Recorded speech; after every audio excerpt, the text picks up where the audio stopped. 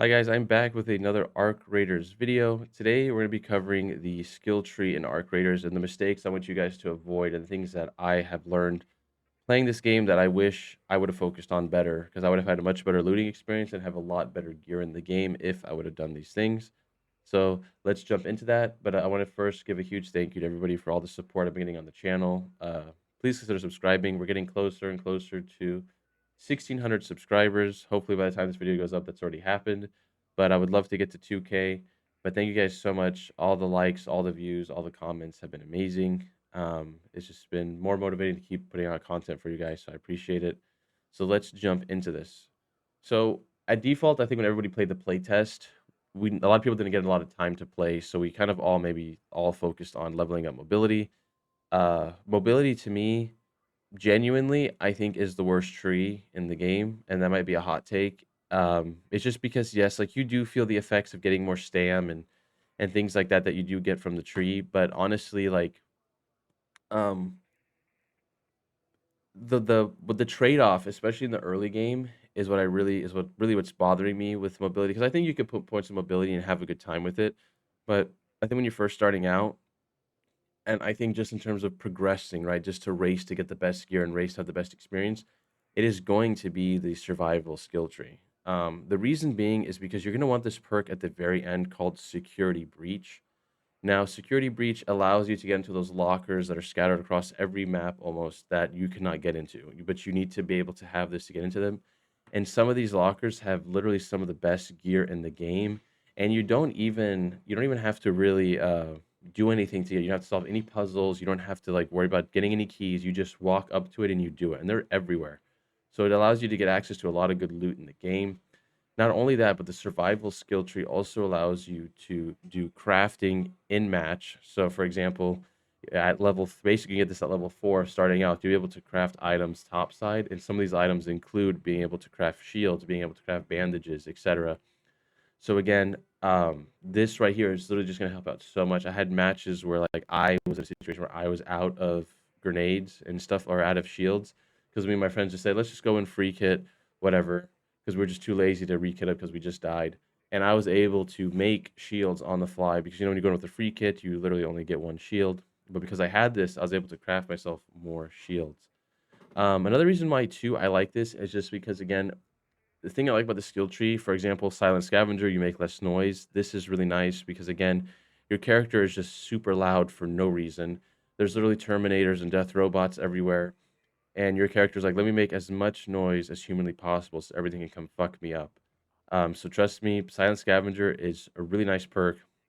And then also Looter's Instinct. I would love to get more points into this. I wish I could respec for you guys because then I would go back and I would level this tree up to level 38, how I think you guys should do it.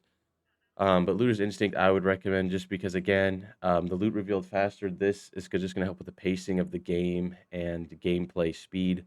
A lot of the times you'll see people sitting forever to loot a body, looking at just waiting for everything to load and to load. And I think we all know that gets pretty tiring fast after playing for a while. And then stamina regeneration while crouch is increased. This is a nice skill because, again, you can just stand still, squat, and then get more stamina.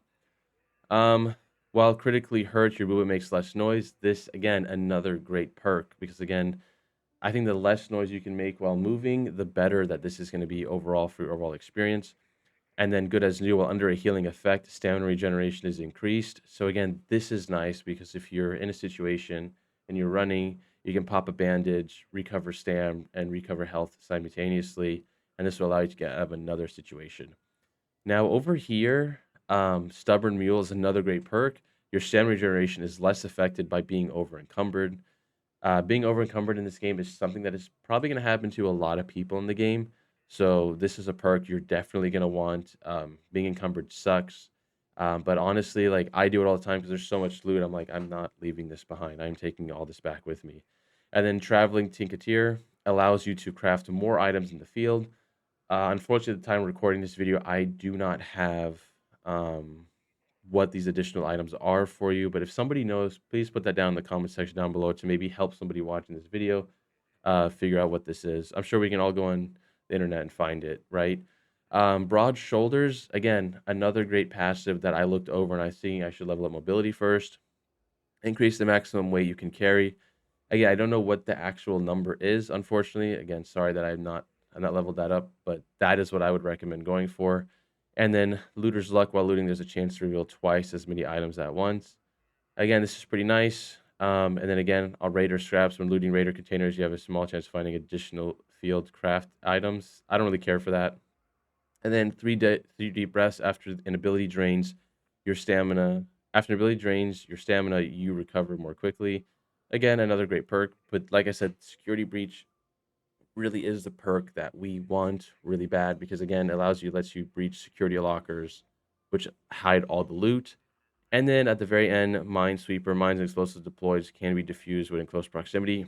This to me is not worth a point whatsoever. Reason being is there's not enough mines used in the game. Save your point and put it somewhere else. After you get enough points to get to here, which requires 36 points to unlock this, you'll be level 37, roughly. I would recommend after that to move into conditioning next. Reason why is because the first perk right here, wearing a shield doesn't slow you down as much. That is nice because that in turn helps with mobility. That's going to allow you to basically run faster, essentially, or basically run at the speed you should be running at. And then this perk up here, you make less noise when breaching. Again, like I said, your character decides to be as loud as possible. So being able to be more quiet is just going to help in general. But then this perk right here, breaching doors and containers take less time. This perk is so OP. For example, sometimes whenever I loot, like, let's say the environmental wasps that you don't knock down, just the ones that are like laying there that you can harvest, my character really stabs the end of the pickaxe into the drone, and he does the first like animation where he cranks down and it's already off. It's that fast. I really recommend getting this perk. It's going to really help you out. And then um, unburdened roll. If your shield breaks, your first dodge roll within a few seconds doesn't cost stamina. That is a great mobility perk. That is fantastic.